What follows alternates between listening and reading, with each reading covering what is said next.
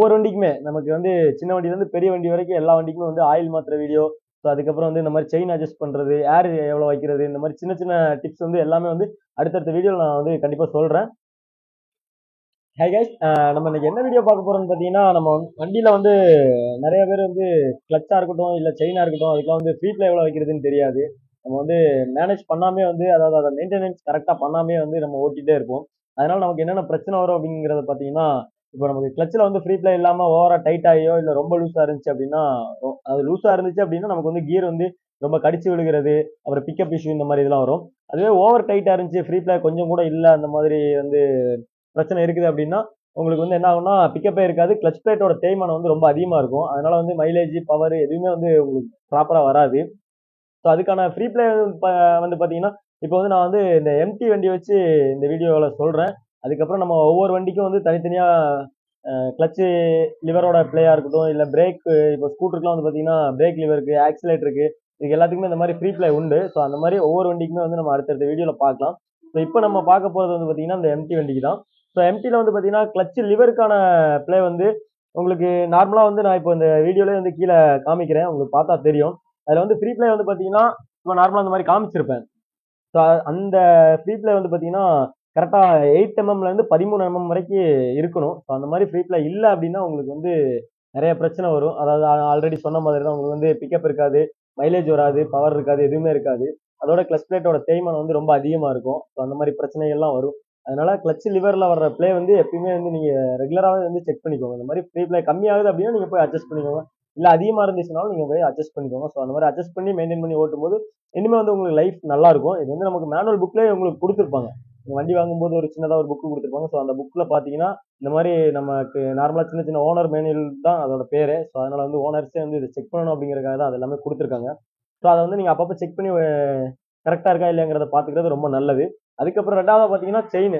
So அதே மாதிரி தான் நமக்கு வந்து செயின் மெயின்டெனன்ஸ் வந்து இப்போ ப்ராப்பரா யாருமே மேக்ஸிமம் வந்து 100ல 60 பேர் வந்து ப்ராப்பரா பண்றதே கிடையாது. ஏன்னா நிறைய பேர் நமக்கு வர்றாங்க. ஸோ நம்ம கிட்டே வந்து சொல்றாங்க, நான் செயின்லாம் நான் கண்டுக்கவே மாட்டேன், இந்த சர்வீஸ்க்கு செயின் அட்ஜஸ்ட் பண்ணிட்டு போனேன் அப்படின்னா அடுத்த சர்வீஸ்க்கு தான் நம்ம வந்து செயின் அட்ஜஸ்ட் பண்ணுவோம். ஸோ அந்த மாதிரிலாம் சொல்றாங்க. ஸோ அந்த மாதிரிலாம் பண்ணாதீங்க. நீங்க வந்து எவ்ரி 500 கிலோமீட்டருக்கு ஒன்ஸ் வந்து நீங்க கண்டிப்பா வந்து அட்ஜஸ்ட் பண்ணி லூப் அடிக்கிறது வந்து ரொம்ப பெட்ரு. அதுலயும் மழை டயத்துலலாம் வந்து பாத்தீங்கன்னா கண்டிப்பா சீக்கிரமா வந்து அட்ஜஸ்ட் பண்ண வேண்டியிருக்கும். ஏன்னா லூப் வந்து சீக்கிரமா ட்ரை ஆயிரும். மழை தண்ணி வந்து பியூர் வாட்டர். ஸோ அது பட்டுச்சு அப்படின்னா லூப் வந்து சீக்கிரமா வந்து ட்ரை ஆயிரும். ஸோ அத மாதிரி மழை டயத்துல வந்து நீங்க 2 நாள் 3 நாளைக்கு ஒருக்கா கூட லூப் யூஸ் பண்ணிக்கிறது வந்து ரொம்ப நல்லது.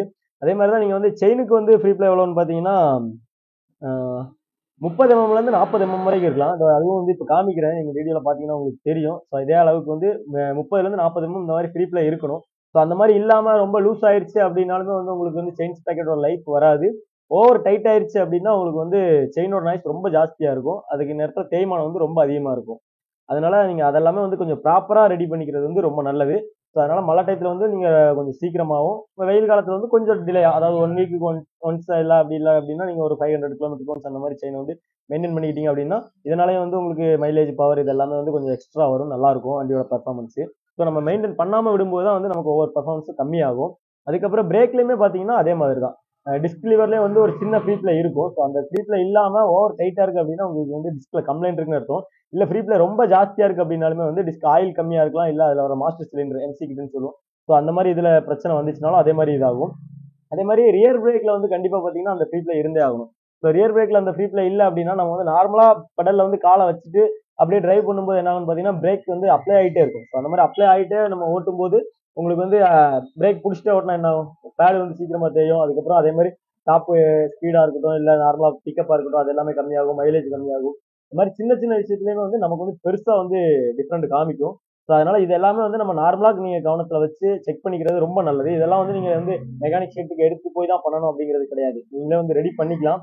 ஸோ அந்த மாதிரி இந்த மாதிரி சின்ன சின்ன தகவல்கள், அதாவது யூசர் மேனுவல்ல இருக்கிற தகவல்களை வந்து அடுத்தடுத்த வீடியோல வந்து நான் போடலாம் அப்படின்னு இருக்கேன். ஸோ அதுல வந்து வேற ஏதாவது வண்டிக்கு வேணும் அப்படின்னாலும் நீங்க அந்த வண்டியை பத்தி என்ன வண்டிக்கு வேணுமோ அதை வந்து சொல்லுங்க கமெண்ட்ல. நான் அந்த வண்டிக்கு வந்து வீடியோ போடுறது ட்ரை பண்றேன். அடுத்தடுத்து ஒவ்வொரு வண்டிக்குமே நமக்கு வந்து சின்ன வண்டியில இருந்து பெரிய வண்டி வரைக்கும் எல்லா வண்டிக்குமே வந்து ஆயில் மாத்துற வீடியோ, ஸோ அதுக்கப்புறம் வந்து இந்த மாதிரி செயின் அட்ஜஸ்ட் பண்றது, ஏர் எவ்வளவு வைக்கிறது, இந்த மாதிரி சின்ன சின்ன டிப்ஸ் வந்து எல்லாமே வந்து அடுத்தடுத்த வீடியோல நான் வந்து கண்டிப்பா சொல்றேன். இந்த வீடியோ வந்து யூஸ்ஃபுல்லா இருந்திருக்கும்னு நினைக்கிறேன். Stay tune guys, by.